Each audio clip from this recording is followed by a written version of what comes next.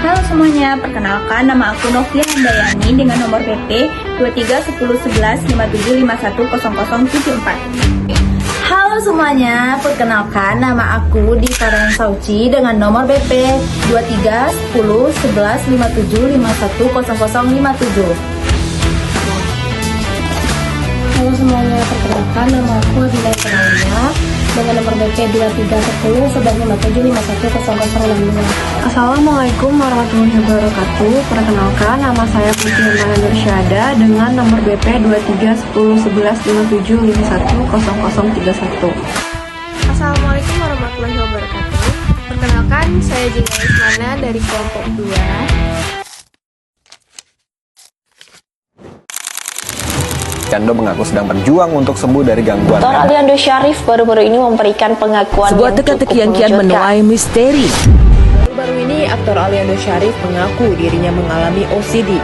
Gangguan mental ini telah membuat karirnya terganggu selama 2 tahun terakhir.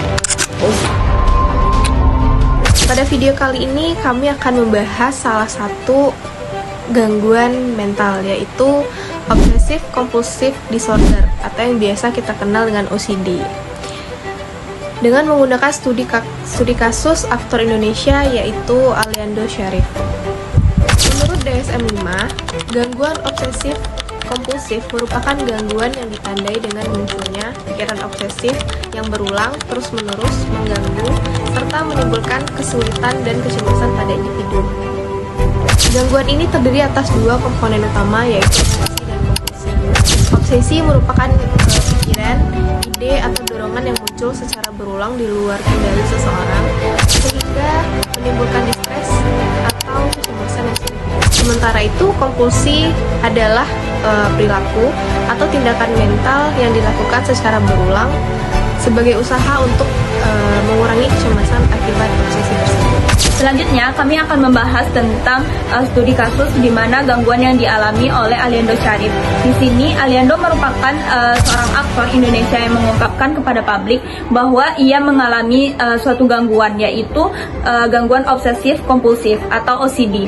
Kondisi tersebut membuatnya memilih untuk vakum dari dunia hiburan untuk beberapa waktu, untuk fokus kepada proses pengobatan dan juga pemulihan. Menurut materi perkuliahan, obsesi yang paling sering ditemukan pada penderita OCD adalah ketakutan terhadap kontaminasi, ketakutan melakukan tindakan yang tidak diinginkan, atau ketakutan yang terhadap penyakit pikiran lain yang muncul secara berulang. Sedangkan perilaku kompulsif dapat berupa mencuci tangan berulang kali, memeriksa sesuatu secara terus-menerus, serta mengulang doa atau kata tertentu, ataupun mengecek pekerjaan berkali-kali. Semua perilaku tersebut dilakukan bukan karena memberikan kesenangan, tetapi hanya untuk mengurangi rasa cemas. Dalam rumah itu, gue ngerasa tiba-tiba dunia ini muter. Gue gak tau itu kenapa, dan gue gak ada di bawah tertinggi. Dan gak ada orang yang gampang pusing gitu, gak pernah. Dan tiba-tiba, gue ngeliat aja dunia tuh muter tiba-tiba. Beneran, kayak masih semuanya tuh muter. Dan gue pun kaget itu kok tiba-tiba, ini dunia ini muter gitu gue. Jadi abis itu dan gue langsung kena OCD gitu.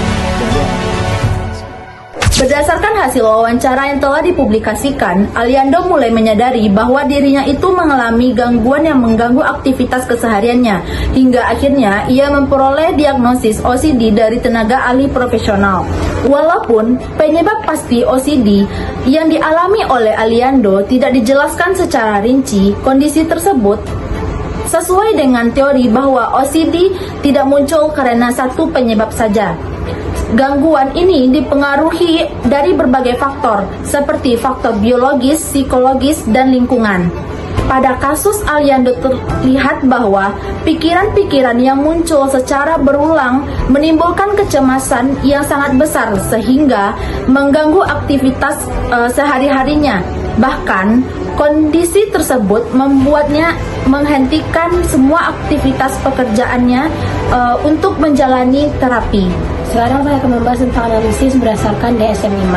Nah, apabila dianalisis berdasarkan kriteria DSM-5 yang terdapat dalam materi perkuliahan, terdapat beberapa kesesuaian antara kondisi Aliando Syarif dengan gangguan obsesif kompulsif. Yang pertama, gejala yang dialami oleh Aliando Syarif menjadi sumber penderitaan atau distres serta mengganggu aktivitas dia sehari-hari. Hal ini itu terlihat dari keputusan Aliando untuk vakum dari dunia hiburan karena merasa tidak mampu menjalankan aktivitas secara normal. Nah, yang kedua, pikiran yang muncul merupakan pikiran yang berasal dari dirinya sendiri, tetapi ia sulit untuk melawannya. Nah, Aliando Syarif juga menjelaskan bahwa ia menyadari pikiran tersebut tidak rasional, namun tetap sulit menghentikannya. Kondisi ini sesuai dengan karakteristik obsesi pada OCD. Nah, yang ketiga, perilaku yang dilakukan bukan untuk memperoleh kesenangan, melainkan hanya memberikan rasa lega sementara terhadap kecemasan yang dirasakan. Setelah itu, dorongan tersebut muncul kembali sehingga membentuk siklus obsesi dan kompulsif yang terus berulang-ulang. Selain itu, dalam materi juga dijelaskan bahwa penderita OCD seringkali menunjukkan gejala depresi atau mengalami kondisi psikologis lain yang menyertai. Hal ini menunjukkan bahwa OCD merupakan gangguan yang dapat berdampak luas terhadap kehidupan atau kualitas kehidupan seseorang. Jadi, berdasarkan hasil wawancara, Aliando Syarif menjalani penanganan dengan berkonsultasi kepada psikiater, serta mengikuti terapi, dan mengkonsumsi obat sesuai anjuran tenaga profesional. Selain itu, ia memilih untuk menghentikan sementara aktivitas di dunia hiburannya, agar dapat fokus pada proses pemulihan. Dukungan dari keluarga dan orang-orang terdekat juga menjadi bagian penting dalam proses tersebut. Aliando menjelaskan bahwa proses pemulihan tidak berlangsung secara instan, melainkan ia membutuhkan waktu yang cukup lama untuk kembali mampu menjalani aktivitas seperti sebelumnya.